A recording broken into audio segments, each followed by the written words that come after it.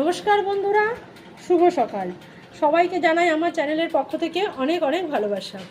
আজকে আমি তৈরি করব একটা পুরনো রেসিপি, কিন্তু একটু নতুনভাবে, নতুন রকম করে। তো রেসিপিটি প্রথম থেকে শেষ পর্যন্ত দেখুন, আর প্লিজ চ্যানেলটা সাবস্ক্রাইব করুন। তো আজকে আমি তৈরি করব ছাতুর শরবত। তো এখানে নিয়ে নিয়েছি ছোলার ছাতু, এখানে ধনেপাতা কুচি, পেঁয়াজ কুচি, কাঁচা লঙ্কা কুচি, আর নিয়ে নিয়েছি একটা পাতিলেবু 2 টুকরো করে, আর এখানে আছে বিট লবণ, আর এখানে নিয়েছি আমি একটা জলজিরা। তো আমি কীভাবে ছাতুর শরবতটা বানাই প্রথম থেকে শেষ পর্যন্ত দেখুন, আর প্লিজ চ্যানেলটা সাবস্ক্রাইব করুন। এবার ছাতুর শরবতটা বানানোর জন্য আমি একটা পাত্র নিয়ে নিয়েছি, তার মধ্যে দিয়ে দিচ্ছি আমি ছোলার ছাতু। পরিমাণ মতন ছোলার ছাতু, আমি এখানে 2 গ্লাস বানাবো, তাই 4 টেবিল স্পুন ছাতু নিয়ে নিলাম। এবার এর মধ্যে দিয়ে দেবো আমি ফ্রিজের ঠান্ডা জল। আপনারা যে কোনো জল, নর্মাল জল দিয়েও করতে পারেন, ঠান্ডা জলও দিতে পারেন, আবার আইস কিউবও দিতে পারেন। 2 গ্লাস পরিমাণ জল দিয়ে দিলাম।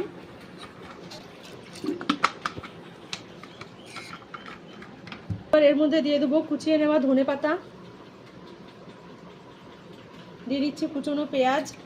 পেঁয়াজটা কিন্তু একদম মিহি কুচোতে হবে, দেখুন এই দেখুন, এটা চপার থাকলে দিয়ে চপ করেও নিতে পারেন। আর এখানে আমি একটা কাঁচা লঙ্কা কুচি দিয়ে দিচ্ছি। আপনারা যদি ঝালটা খেতে পছন্দ না করেন নাও দিতে পারেন, কিন্তু টেস্টটা ভালো হবে। এবার সব দিয়ে একটু ভালোভাবে মিশিয়ে নিচ্ছি, চামচ দিয়ে মেশাচ্ছি আমি। এবার এর মধ্যে দেবো আমি বিট লবণ,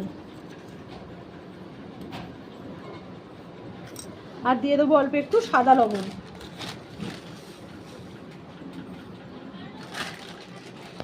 এবার দিয়ে দিচ্ছি আমি একটা লেবু, যে কেটে রেখেছিলাম লেবুর রস। আমি দেখুন দানাগুলো কিন্তু আগে থেকে ফেলে নিয়েছি, আপনারাও দানাগুলো ফেলে দেবেন, নাহলে একটা ছাঁকনিতে ছেঁকে দেবেন। 2 গ্লাসের জন্য কিন্তু 2 পিস লেবুর রসই লাগবে। আরও 1 পিস লেবুর রস। লেবুতে যদি রসটা কম থাকে সেক্ষেত্রে কিন্তু 2টো লেবুও লাগতে পারে, সেটা আপনারা টেস্ট অনুযায়ী দিয়ে নেবেন। এবার লেবুর রস দিয়ে এটাকে আমি আরও একটু মিশিয়ে নিচ্ছি। এখানে দেখুন পাতলা হয়ে গেছে, আমি এখানে আরও একটু ছাতু দিয়ে দেবো। আপনারা ঘনত্বটা নিজেদের স্বাদ অনুযায়ী দেবেন। আমি এখানে সবটাই ছাতু দিয়ে দিলাম। এবার এটাকে কিন্তু খুব ভালো করে মিশিয়ে নেব। আপনারা চাইলে ডাল কাটা দিয়েও ঘুরতে পারেন, আমিও কিন্তু এখানে ডাল কাটা দিয়েই করব। ডাল কাটা দিয়ে এটাকে কিন্তু খুব ভালোভাবে এইভাবে মিশিয়ে নেব। ডাল কাটার সাহায্যে কিন্তু খুব ভালোভাবে হবে। আপনারা চাইলেও ডাল কাটা দিয়েই করতে পারেন, চামচ দিয়ে কিন্তু ছাতু খুব ভালোভাবে গুলতে চাইবে না। এইভাবে করুন। ছোলার ছাতু কিন্তু স্বাস্থ্যের পক্ষে খুবই ভালো। আর এই গ্রীষ্মের দিনে মানুষের যখন কিছু খেতে ইচ্ছে না করে, 1 গ্লাস ছাতুর শরবত কিন্তু যেমন শরীরকেও ঠান্ডা করবে, তেমন স্বাস্থ্যকরও হবে।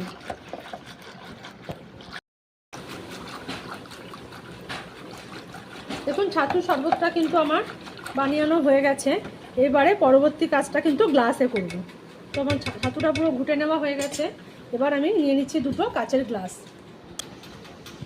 এখানে নিয়ে নিয়েছি 2টো কাচের গ্লাস।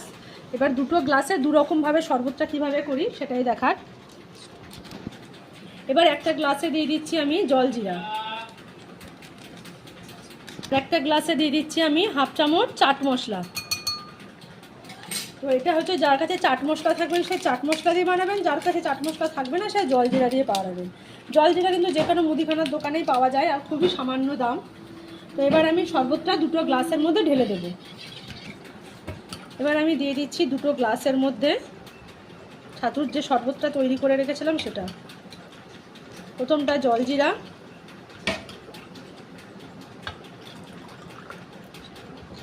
একটা গ্লাস আমার ভরে নেওয়া হয়ে গেছে। এবার আমি যেটাই চাট মশলা দিয়েছি সেটাতে দিচ্ছি।